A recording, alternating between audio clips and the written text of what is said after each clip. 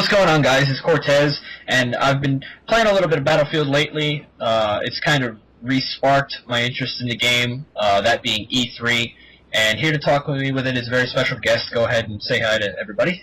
Hey, what's up, guys? It's Girl Hands. It's been a little while since I've done a commentary, but I'm looking forward to talking about a little Battlefield 3. So we got some Rush gameplay that I got this morning, and we're going to start off with the Assault Kit, my favorite gun of the game, the M416, and I think they're trapped in this first bomb site little room here. Yeah, like this point right here is like a really bad choke point on this map. It can be really difficult if the enemy team's like hunkered down in there to break loose and plant the bomb, but it seems like you guys did a pretty good job of planting it in there, and you almost defib that guy. Almost. It's really hard to get a defib, and when you do, it's pretty awesome. But you're really close. Yeah, this choke point is definitely one of the harder ones in the game. I've had games on defense time and time again where we've shut them out, not let them get a single plant because that bomb site is so defended by the walls, and you can't. It's not even like you can blow up the walls to get in. Yeah, I don't know why they didn't allow you to do that. That's one of the things that kind of stinks about this game. Is it doesn't seem to have. If you've been playing the series for a while, like with Battlefield Bad Company 2, you could destroy almost everything. There's only like one or two buildings, like building types, you couldn't really destroy. You can destroy almost any wall. In this game, though, I guess because it's a new engine and they're still building upon it, I guess you can't destroy everything as much as you could in Bad Company 2. And that's kind of one of the things, you mentioned E3 before, but that's one of the things they kind of hinted at in Battlefield 4, like the levolution, how much destruction you can do in the level. I mean, that's yet to be seen what's capable, but it seems like there's a lot of potential.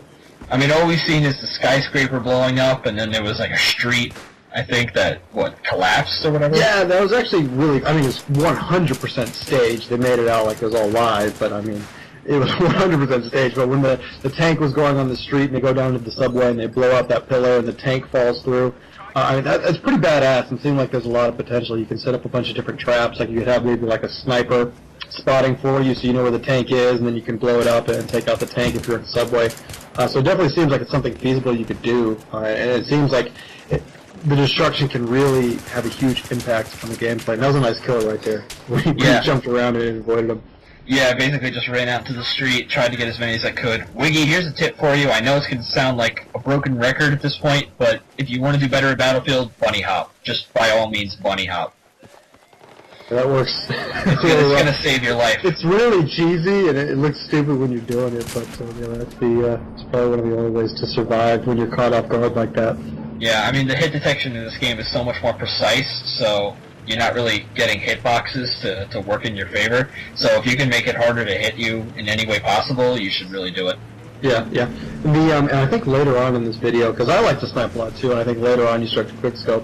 I've never done this before. I've seen people do it, but you really make it look like it's a very viable strategy. But you start sniping with the L96 without any scope. I've always used a scope in my rifle, but you're getting a ton of one-hit kills and you're taking out a lot of people. And I need to start doing that now, actually, because it looks like fun, and it actually looks like it makes it easier to do kind of more close-quarters combat. It's kind of easier in a sense that, you can defend yourself at closer range, and you can get on tighter maps, things like Metro, if you're on the tracks, you can shoot down the lane of the tracks, and you can hit people that aren't that far away, and you keep all your peripheral vision. But it's almost harder in the sense that if you're moving at all, the bullet will more often than not miss. So you kind of need to keep yourself stationary. Yeah. And I use it more for just marking targets, trying to flush people out, get them suppressed, and because with a sniper it's really easy to suppress people. But, I take the one-hits and the kills as they come, and I guess I owe my skill at this to World at War, being able to use the unscoped bolt actions in World at War. When I was watching you do that, that's exactly what I thought of. It was like the World at War style sniping. It's actually the first thing that came to mind.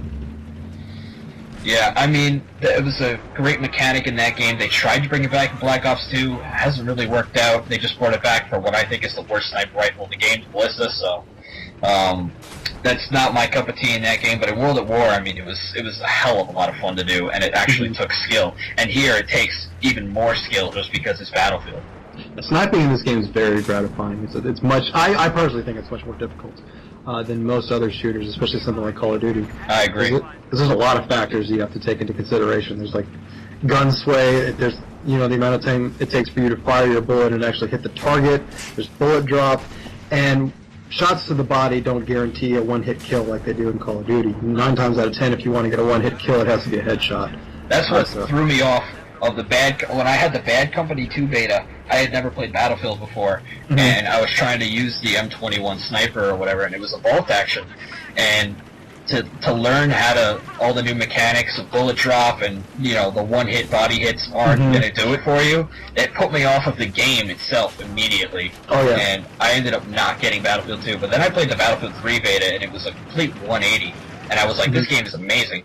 So I'm actually really happy that Battlefield 4 is going to have an open beta. We'll put links in the description to see how you can get into the beta. Yeah, there's 4 different ways. I know one of them is if you're a premium member, and I think the other one is if you got Medal of Honor or something. Yeah. And there's 2 other ways, so there's a lot of different ways to get into the beta. I think, did you get Medal of Honor? No, I'm a premium member though, so I do have access to it. Okay, you still have access to the beta, okay. And that would mean probably, I think, the rest of the crew, Wiggy and everybody else, I think they're all premium members, so they'll have access as well. It just depends, when they get that beta out, but it's always great because the beta always leads to a more polished final product on release day.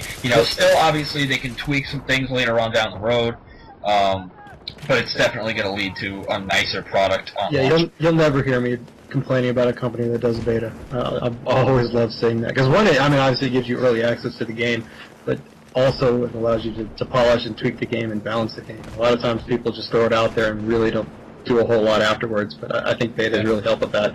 I've never heard of a beta that hurt a game. World at War, Gears 3, and Battlefield 3 are probably my favorite 3 betas I've ever played. So. And maybe the only way it would hurt it is if people are just, like you mentioned, you did the demo for Bad Company 2, and you're completely put off by it. So some people might lose interest, but I think the quality of the game, I don't think there's ever been an instance where the quality of the game suffered that had a beta. So, before we get too off topic, the beginning of the conversation, you mentioned something about E3. I wanted to hear your thoughts on Battlefield 4 and all the things they showcased with that. Battlefield 4 was looking like a real frontrunner to represent the next generation of consoles and the next level of gameplay that consoles can handle.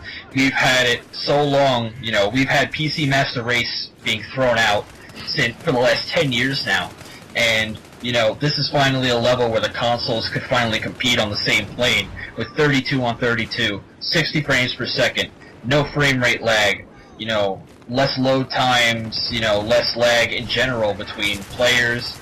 Battlefield already has dedicated servers, and they're just going to expand on that idea for the consoles for the rest of the titles that they launch. I know another one that looked pretty good was Titanfall. That game looks interesting as well. I didn't think I'd be interested in it at first, but then I started seeing the gameplay, people jumping in and out of the Titans. That looks like fun. I didn't either, but it looked better as it went on. Oh yeah, definitely. But going back to what you're talking about with Battlefield, I'm actually really happy that they're bringing 32 versus 32 onto consoles, and it's 60 frames per second. If I can speak, it's 60 frames per second. Because a lot of times when the game hit console, I would always hear complaints about, the pacing is really bad, that it feels really clunky. That's not a problem on PC. PC can run well above 30 frames per second. It can run, I have it running at 80 frames per second on high on my PC. And with 32 on 32, you'll feel right at home. Yeah, and there's just constant action. But the console side of things hasn't really had a chance to experience that. So I'm really glad that they're bringing that in. I'm really glad that people are going to have an opportunity to do that. And it seems like a lot of people are excited. I've seen a lot more buzz for Battlefield 4 than I have any other Battlefield game on console. I like in Twitter and on different forums, people are actually seeing like that's a game that's going to draw them in. And I hope they do a good job with it, because when you actually play Battlefield the way it's meant to be played, it is a ton of fun. Don't get me wrong, there's a lot of potential on console. It can definitely be fun. Mm-hmm. But it's meant to be played with 64 people and with higher frames per second than 30. Yeah, and so far the PCs have been the only system that's been able to handle it. Yeah, but now that the consoles are getting rehashed, completely new generation, full of new capabilities, we don't even know what they're completely capable yet. We've only heard specs. Yeah, exactly. So there's a lot of potential. I'm really glad that they're doing that for console. And they're also adding in new features too, like we mentioned before, like the level damage. I'm kind of, I don't know where I am with that, because every time they showed the level damage in the game, the biggest emphasis was the skyscraper. And it looked cool. Like, it fell apart, and there's ashes all over the place, but at the same time, that was the only big thing that was destroyed. There's other buildings that were left completely untouched, and I'm hoping... we were talking before, you made it out like it was pre-canned. Not necessarily pre-canned, but it was just the same thing. The same thing's going to get destroyed every single match. But I mean, are the other buildings going to get destroyed? Like, what's going to happen with that? That's what I'm hoping doesn't happen. Just there's certain buildings that are pre-programmed to be self-destructible, or not self-destructible. Hopefully, it's not one novelty building per map that can get destroyed. Hopefully, it's on the level of Bad Company 2's destruction, where anything and everything can be destroyed, and you can get holes in the street. Not only like in Battlefield 3 when you can blow holes in the walls, but it takes a lot of significant effort to knock a building down. Yeah. But hopefully, Battlefield 4 will increase the destruction. And with the Frostbite 3.0 engine being out and basically being field tested for the first time since the beta, hopefully they tweak whatever needs to be tweaked, and then it comes out looking as great as it could be. Yeah. And what else are they? Oh, there's the spectator mode, which they actually had that in Battlefield 2. I think they removed it because people were upset that only one person could be a commander on each team. They had something kind of similar to it in Bad Company 1 where you could work the artillery. But that is actually a really, really cool aspect. I'm glad they're bringing it back. And apparently they're not going to be in the game like they were in Battlefield 2. You can, I guess, control it from like a tablet or a PC. But being able to call in artillery, call in UAVs, issue commands to different squads, it's a lot of fun. It kind of adds like a real-time strategy aspect to it. And the fact that it doesn't reduce the player count, that it's like, you have 2 extra people that can join into the game, I think is going to make for some fun matches as well. And not only that, if you're running a team of friends, or if it's like a competitive thing, if Battlefield, ends up having a larger competitive scene than they've had in the past, having the commander mode could be really helpful to that effect, because then you can get the codcasting effect in. You can have one person who will shoutcast the matches that will sit in that spectator mode, and they can see everything that's going on between both teams, and it would make for much more interesting gameplay, because there's going to be a lot more coordination. And then even in pubs, I think you said the commander can issue commands, and everyone who follows them will get more XP. Yeah, like whatever points you get in match, like you get 100 points for a kill. If the commander says grab C and you go grab it, you get like, I don't know how much it was, but like maybe 100, 200 points. So it'll help you level faster, and you'll get more points in the game. So there's an incentive to do stuff like that. So yeah, I like that. I like the fact that you have somebody directing the field. And you mentioned before something about spectator mode. I think that was that was created because people wanted to see more emphasis on competitive play. So they're bringing that in. I think that also could be really interesting, because Battlefield has a lot of what the fuck moments in it. And being able to kind of record that and getting different perspectives, I think could be pretty interesting. Yeah, plus with the the whole YouTube and theater mode across different games now, it's expanding.